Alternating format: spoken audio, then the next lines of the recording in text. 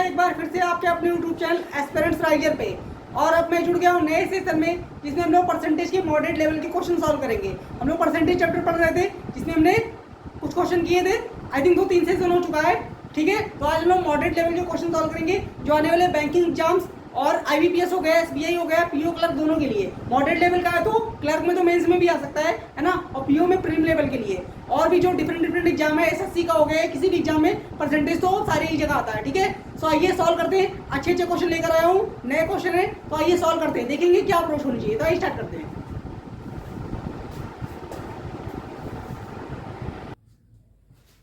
दोस्तों पहला क्वेश्चन देखिए, ये क्या दिया गया है।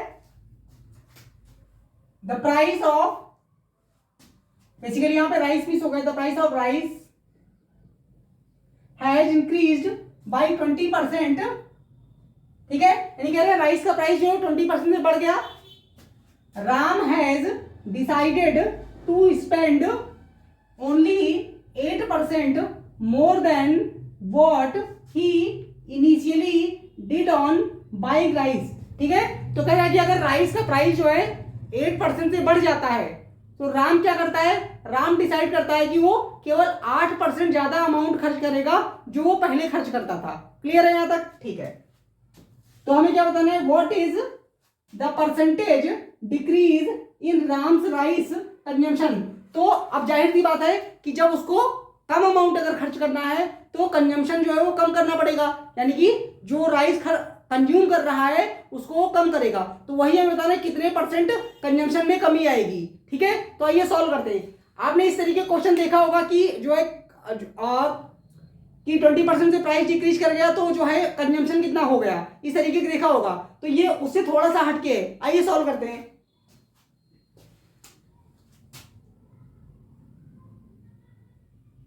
देखिए सबसे पहले हमें क्या दिया गया है, प्राइस जो 20% क्या होता है, इंक्रीज कर जाता है। तो 20% क्या होता है, 20% का मतलब क्या होता है, 20% का मतलब होता है 1/5। ठीक है, तो प्राइस क्या हुआ, प्राइस मान लेते पहले अगर 5 रुपए था तो एक बढ़ गया तो कितना हो जाएगा, 6 हो जाएगा। पहले अगर 5 रुपए था, एक बढ़ के कितना हो गया, 6। तो ये हो गया प्राइस का रेशियो, ये क्या हो गया, प्राइस का रेशियो। ठीक है, अच्छा अब देखिए,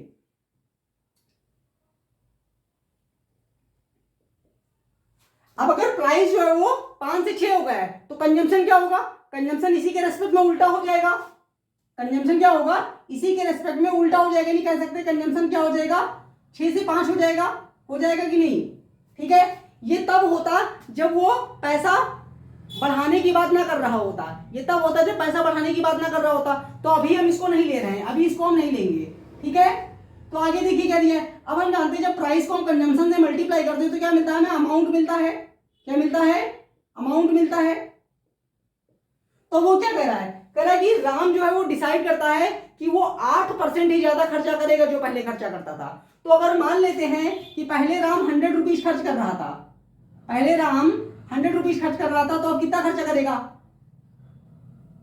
8 रुपए ज्यादा खर्चा करेगा, यानी कि 108 खर्च करेगा, यानी कि 108 खर्च करेगा, करेगा ही नहीं। ठीक है, तो ये वाला अभी हम नहीं ले रहे हैं, अभी हमने कहा था आपसे, क्यों, क्योंकि उसने ये हम तब लेते यानी कि प्राइस बढ़ने के साथ साथ रेशियो जो है कंजम्पशन का तब अपोजिट होता है जब हम अमाउंट में कोई बढ़ोतरी या बढ़ाएं या घटाएं ना, तब ये लेते हैं। लेकिन हम अमाउंट में चेंज कर रहे हैं, यानी कि राम अमाउंट में चेंज कर रहा है, वो 8% ज्यादा पैसा खर्च करेगा। ठीक है, तो इसीलिए इसका रेशियो जो उल्टा नहीं होगा। तो अगर आप देखें आप, तो हम क्या करते थे, हम प्राइस को जब कंजम्पशन से मल्टीप्लाई करते थे तो अमाउंट आता था। तो यहाँ क्या करेंगे, अगर हमें कंजम्पशन निकालना है तो क्या करना पड़ेगा, डिवाइड करना पड़ेगा। तो यानी हम क्या करें, 100 को अगर हम इनिशियल यानी जो अमाउंट है उसको इनिशियल प्राइस से डिवाइड करेंगे तो क्या आ जाएगा, क्या आएगा, यहां से 20 आ जाएगा।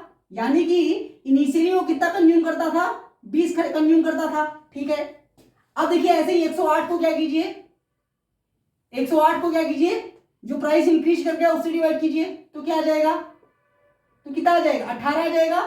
ठीक है, तो यानी कि प्राइस बढ़ने के बाद कितना कंज्यूम करेगा, वो 18 यूनिट कंज्यूम करेगा। यानी जब वो प्राइस नहीं बढ़ा था, इनिशियल प्राइस में वो 20 यूनिट अगर खर्चा करता था तो प्राइस बढ़ने के साथ कितना कंज्यूम कर रहा है, 18 यूनिट। तो हमें क्या बताना है, हमें बताना है कि प्राइस कंजम्पशन में, मतलब कि राइस कंजम्पशन में कितना डिक्रीमेंट हुआ है। तो देखिए डिक्रीमेंट हुआ है, 20 से कितना डिक्रीज हो गया, 2 डिक्रीज हो गया, तो 2 का डिक्रीमेंट हुआ कितने पे, 20 पे, 2 का डिक्रीमेंट हुआ 20 पे, और परसेंटेज में चेंज करना है तो 100 से मल्टीप्लाई, तो बस काट दीजिए, 20 से कट गया एक बार में, 20 से कट गया 5 बार में, तो 5 इंटू 2 क्या होता है, 10 होता है, 10%। तो कितने कंजम्पशन कितना डिक्रीज करना पड़ेगा उसको, 10% दे रखा है। Option number C is the right answer. Solution देख लीजिए एक बार।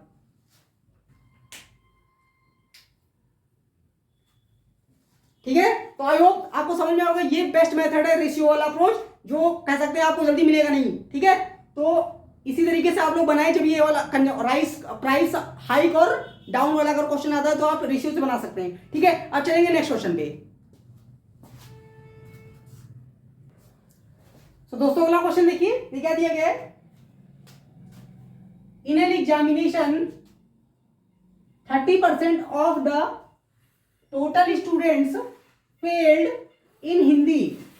ठीक है, करेंगे एग्जामिनेशन हुआ जिसमें 30% ऑफ द टोटल स्टूडेंट्स, यानी कि टोटल कुल विद्यार्थियों के 30% हिंदी में फेल हो गए। ठीक है, 45% फेल्ड इन इंग्लिश।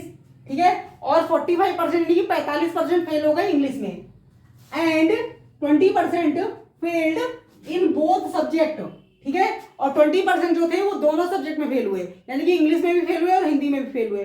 ठीक है, तो हमें क्या निकालना है, find the percentage of students who passed in both subjects. तो हमें बताना है कि उन विद्यार्थियों की संख्या कितनी है जो दोनों ही सब्जेक्ट में पास हो गए हैं। ठीक है, तो आइए सॉल्व करते हैं। इस क्वेश्चन को मैं 2 मेथड से आपको बताऊंगा। ठीक है, तो पहला मेथड हम लोग देखते हैं, पहला मेथड कैसे देखेंगे, आइए देखते हैं। देखिए, अब क्योंकि सारी वैल्यूज परसेंटेज में दी गई है तो हम परसेंटेज में 100% मान लेते हैं। टोटल क्या मान लेते हैं, टोटल मान लेते हैं 100%। Total is equal to 100%। ठीक है, तो अब देखिए, जब टोटल 100% हो गया तो अब क्या होगा, इसमें से हम क्या करेंगे, इसमें सब्ट्रैक्ट करेंगे। किन लोगों को सब्ट्रैक्ट करेंगे, जो लोग फेल हुए हैं, क्योंकि हमें पास वाला निकालना है ना। तो अगर हमें पास वाला निकालना है तो हम क्या करेंगे, टोटल से फेल वालों को हटा देंगे तो पास वाला आ जाएगा। ठीक है, तो अब देखिए 100% से पहले 30% लोग हिंदी में फेल हो गए, 30% लोग किसमें फेल हुए, हिंदी में, तो 30% माइनस होगा इसमें से। ठीक है, फिर 45% लोग इंग्लिश में फेल हो गए, 45% लोग इंग्लिश में फेल हो गए। ठीक है, अब क्या हुआ, 20% लोग दोनों सब्जेक्ट में फेल हो रहे हैं। अब क्या करेंगे, 20% लोग दोनों में फेल हो रहे हैं, तो देखिए हिंदी में जो लोग फेल हो रहे हैं वो यहां पे भी हैं, और इंग्लिश में जो लोग फेल हुए यहां पे हैं, और हिंदी और इंग्लिश दोनों में यहां पे हैं। ठीक है, तो इसका मतलब यहां पे हमें क्या करना पड़ेगा, माइनस करना पड़ेगा। क्या करना पड़ेगा, माइनस। क्यों माइनस करना पड़ेगा, क्योंकि जो लोग दोनों सब्जेक्ट में फेल हो रहे हैं वो एक में तो फेल होंगे ही होंगे। अगर कोई बंदा जो है हिंदी इंग्लिश दोनों में फेल हो गया है, तो अगर हम देखें तो हिंदी में भी तो फेल हुआ है, अगर हम देखें तो इंग्लिश में भी फेल हुआ है, तो इसका मतलब वो दोनों सब्जेक्ट में फेल हुआ है। ठीक है, इसीलिए यहाँ पे क्या हो जाएगा, माइनस। तो बस इसको हमें सॉल्व करना है, तो क्या आ जाएगा, 100% माइनस, यहां देखिए इन दोनों को ऐड करेंगे, 75 से 20 घटा देंगे तो आ जाएगा 55। तो 55 यहां सब्ट्रैक्ट कर दीजिए तो क्या आ जाएगा, 45। तो इस क्वेश्चन का राइट आंसर क्या हो गया, ऐसे कितने लोग हैं जो दोनों सब्जेक्ट में पास हुए हैं, 45%। That means option number B is the right answer. ठीक है, देख लीजिए, तो ये हुआ इसका पहला मेथड। अब दूसरा मेथड हम लोग देखेंगे, वेन डायग्राम मेथड। क्या देखेंगे, वेन डायग्राम मेथड। देखिए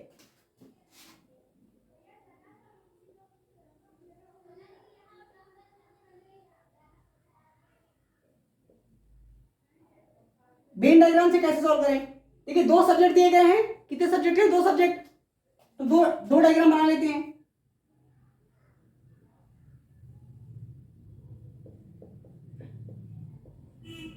ये हिंदी का है और ये इंग्लिश का है। अब हम जानते हैं कि टोटल तो 100% होगा, टोटल 100% होगा। तो देखिए हिंदी में कितने परसेंट लोग फेल हुए, 30%। तो इसका मतलब बाहर ये पूरे सर्कल में कितने लोग आएंगे, इस वाले पूरे सर्कल में आएंगे 30%, तो यहां आ गया 30% आ गया।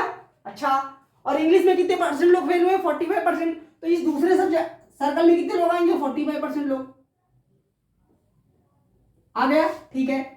अब उसने क्या कहा था? उसने कहा था 20% लोग जो है वो दोनों सब्जेक्ट में फेल हुए हैं। तो 20% इसका मतलब ये बीच में आएंगे। तो बीच में कितने लोग आएंगे? 20% आ गए, ठीक है। तो अब देखिए, अगर आप इंग्लिश वाले सर्कल को देखें तो ये टोटल कितना है? 45% है। टोटल कितना है? 45%। और ये जो बीच में कॉमन पार्ट है उसमें आ रहा है 20, तो यहां कितना आएगा? 25। यहां कितना आएगा? 25%। और यहां पे कितना आएगा? हिंदी, ये देखिए, ये इस पूरे वाले हिंदी वाले सर्कल का टोटल है 30%, तो यहां कितना आएगा? 10 आ जाएगा, ठीक है। तो अगर अब आप देखें कि कुल कितने परसेंट लोग फेल हो रहे हैं, तो अगर आप चाहे किसी भी सर्कल से निकालते हैं, अगर इंग्लिश वाले निकालेंगे, देखिए 45 तो यहां पे है, 45 इंग्लिश वाले हैं, प्लस ये 10 जो ओनली हिंदी वाले हैं। केवल हिंदी में कितने लोग फेल हो रहे हैं? 10% लोग।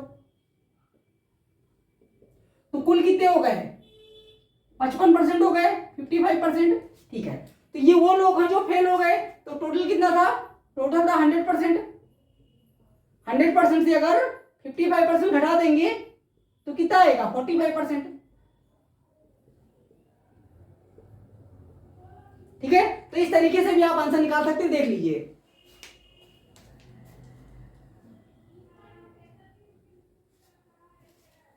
ठीक है, तो आयो समझ में आया होगा अच्छे से, है ना। ये बहुत इंपॉर्टेंट क्वेश्चन है, एग्जाम में आता है, कई बार देखा गया सारे एग्जाम, ये तो सारे एग्जाम में आता है, ठीक है। सो हमने 2 क्वेश्चन किए हैं, अब हम मिलेंगे अगले सेशन में, ठीक है। बहुत लंबा नहीं खींचूंगा ताकि आप लोग अच्छे से समझ पाए, अच्छे से प्रैक्टिस कर पाए, ठीक है। तो हम मिलेंगे अगले सेशन में, तब तक के लिए पढ़ते रहिए, आगे बढ़ते रहिए। Thank you so much.